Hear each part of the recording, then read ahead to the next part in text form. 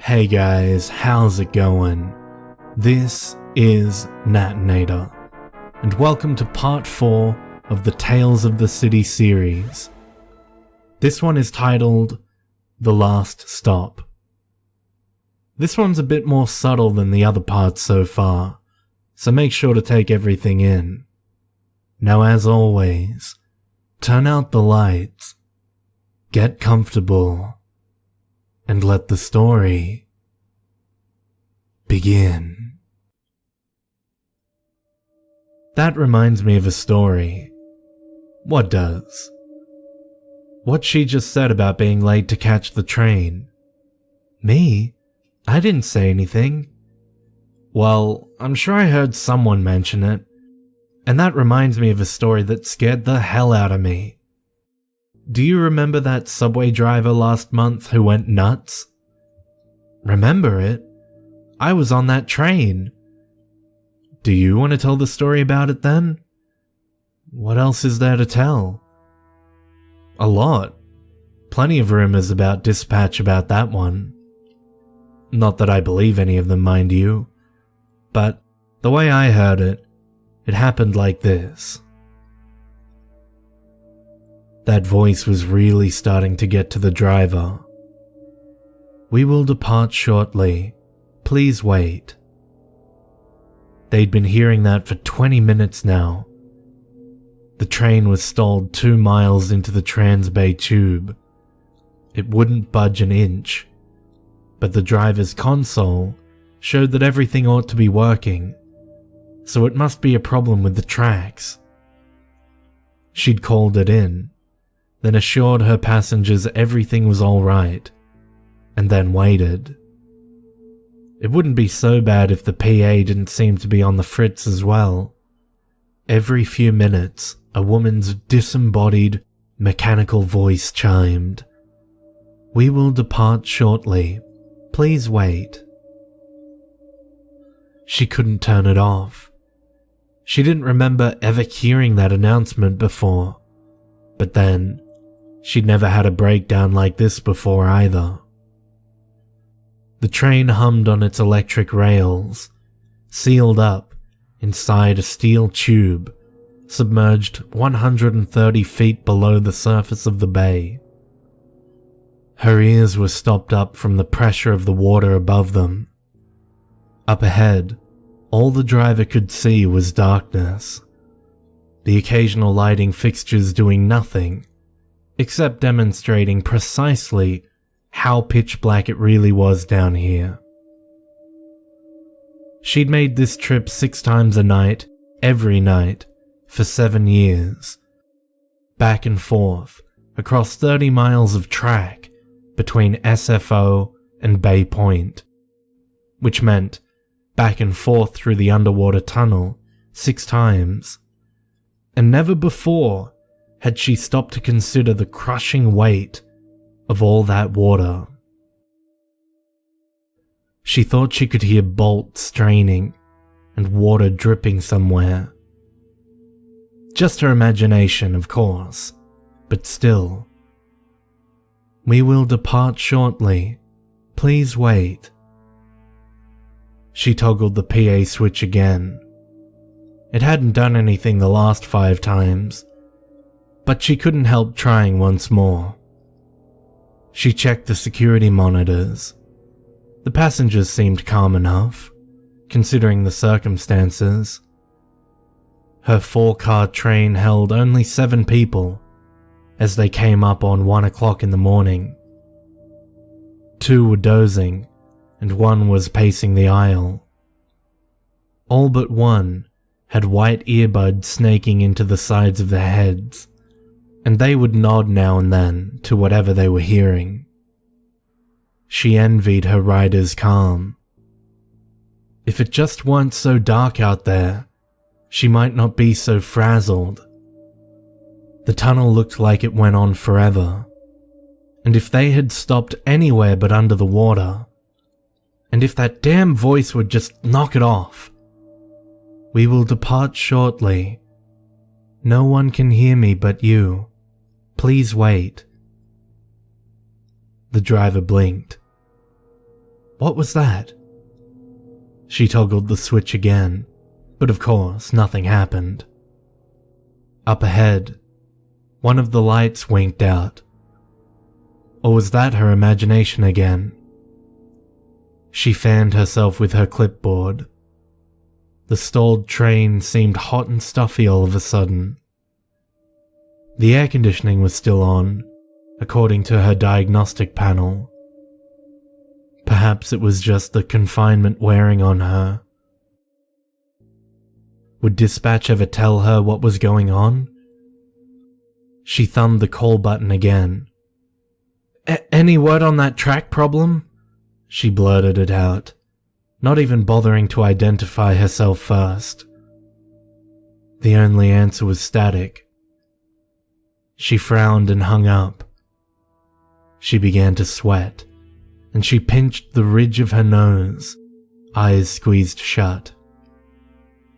A headache was coming on. "We will depart shortly. Please wait," the automated voice whirred. Then, "They're already inside. Look at the riders." The driver's eyes snapped open. What did it say? She looked up and did a double take. She grabbed a Windex-soaked rag and rubbed the monitor's screens. But nothing changed. Something must be wrong with the cameras. Cars 3 and 4 looked fine, but in car 2, both of the sleeping passengers looked like indistinct grey blurs. In car 1, the same car she occupied, in the driver's carriage up front, the pacing man looked perfectly normal. But the woman in the back seat with the earbuds in also appeared blurry and distorted, as if a film of cobweb or a tiny fog bank covered her body.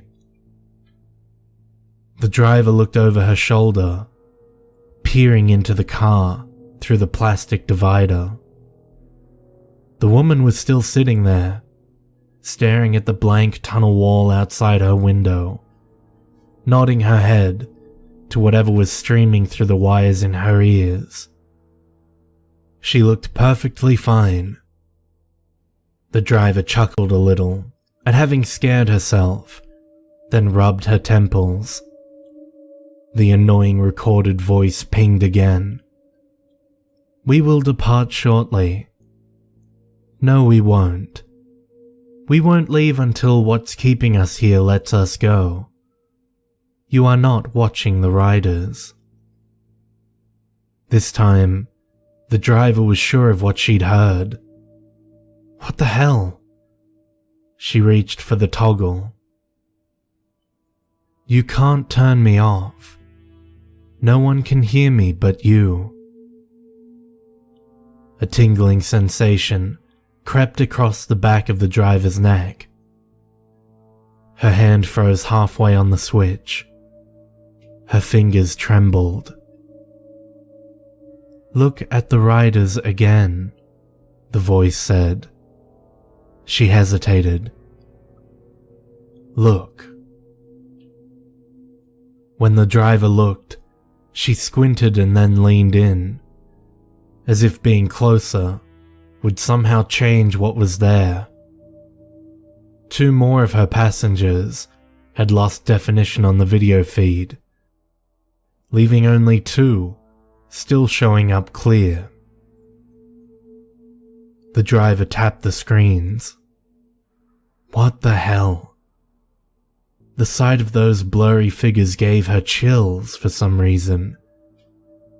Their images seemed to wriggle and writhe, as if a cloud of tiny insects were crawling over them. The 2 sleeping passengers woke and, walking in unison, moved up to the first car. She expected to be able to see them clearly once they'd moved, but the grainy blur stuck to them as they moved. She looked over her shoulder again. Both of them were in her car now. One was a teenager, short and fat. The other, an old man, grey and thin. They sat side by side in the front seats, though they'd been separate before. The pacer didn't seem to pay them any mind, but he did finally sit down. The driver watched as he fitted in white earbuds. It's spreading. They're inside. You have to get out of here. The train's voice buzzed at her. Shut up, the driver mumbled. She looked at the monitors again. More passengers had moved up. 4 were in the second car now. They all sat rigid in their seats, and they all faced forward. None of them spoke. She called dispatch again, but this time there wasn't even static, just dead air. Outside, the tube lights were turning out one by one, and the train's lights were flickering too. Help won't come in time, said the train. The PA warbled. It was losing power as well. You have to run. They're in the wires. Now everyone was crowded into the lead car. All 7 riders sat side by side in the frontmost seats, staring at her. Their unblinking eyes looked flat and painted on in the flickering fluorescent lights. She tapped on the plastic divider. Folks, she said, working hard to stop her voice from trembling. They'll be here to help us any moment. If you could all just head back to your original seats. We shouldn't crowd the lead car in case of an emergency. No one answered. No one moved. The man nearest her removed his earbuds and looked at her. Her CCTV monitors were failing one by one. The faithful voice of the PA buzzed in her compartment, barely audible as the train's electrical system slowly died. They're turning everything off, it said. They're tried to warn. They're in the wires. They use the wires to... The 7 passengers all stood up. The driver went to open the door to her compartment, then thought better of it and locked it instead. Only the emergency lights were on now, and the passengers were dark blue silhouettes in the grey electric haze. Folks, just return to your seats. Return to your seats and... Her mouth went dry. Too late. The PA was overwhelmed by static. Ired in. Just voices. The static cleared for a moment. The dead are just voices, but we can travel through the wires, into machines, even into bodies, through the wires, through... 7 shapes crowded around the window. The driver tried to shrink back, but there was no room in the tiny compartment. The 8 want new bodies. I told them not to do it, but they wouldn't listen. I tried to warn you. I tried. The PA went dead. The consoles were all dark. Outside, the tunnel was a long black passage to nothing. Inside, Only one light was working.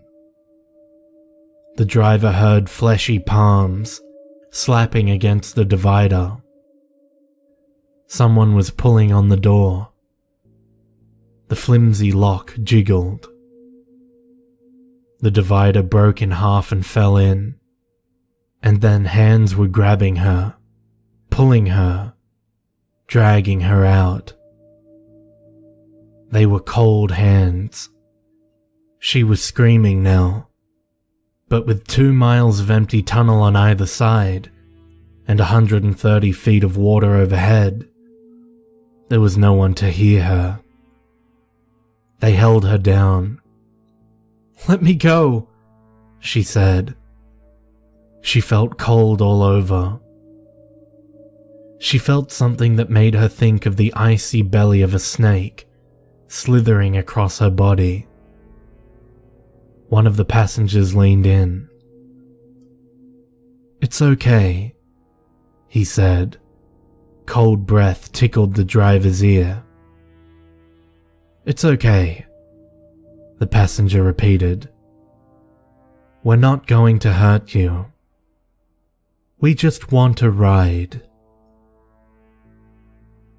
And then what? Well, that's it. I mean, someone finally showed up to evacuate the passengers from the trapped train, and when they did, they found that driver curled up in a corner, screaming that she wasn't herself anymore. Wasn't herself? Yeah, you know, that there was someone else living inside her head now. Oh God, that's awful. I'm never riding at night again. Man, this whole city's gone crazy. It is just craziness, don't you think? That's a good question. I mean, look how many strange stories we've found right here in this bar. Maybe something terrible really is going on under the surface. Like I said, it's all just rumors. Hey, lady, you said you were on that train, right? Did my story... Wait a minute. Where'd she go? Lady... Ma'am? Huh. That's funny. She snuck out?